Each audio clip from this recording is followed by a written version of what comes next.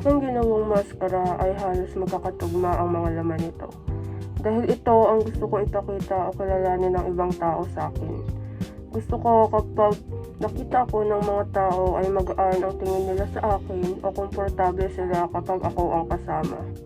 Gusto ko kapag kasama ako ng mga tao, nagiging totoo sila sa sarili nila.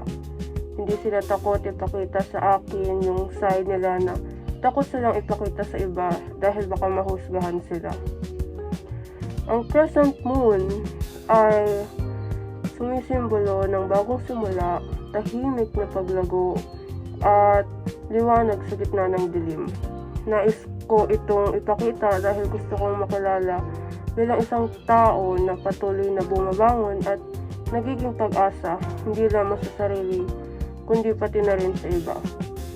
Kahit sa mga mahihirap na panahon.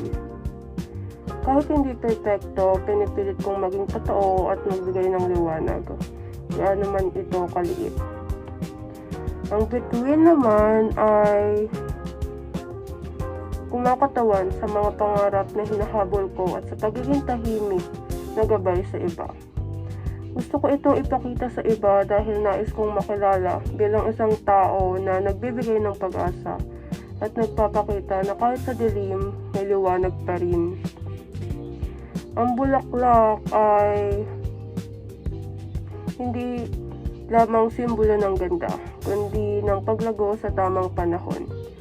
Tulad ng bulaklak, lumalago ako sa sarili kong bilis at gusto kong makilala bilang isang taong marunong maghintay at magtiis, na nagbibigay saya at ginhawa sa paligid.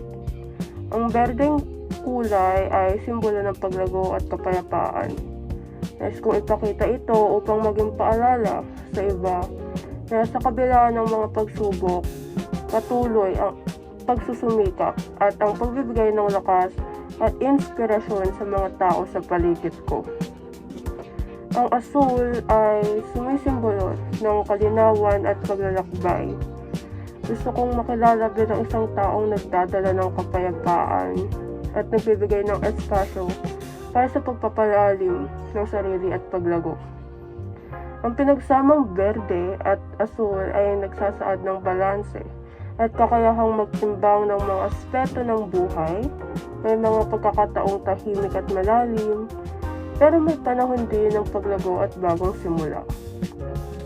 Nais ko itong ipakita upang ipaalala sa iba na kahit sa gitna ng mga pagsubok, laging may balanse at pagkakataon na magpatuloy at magbago.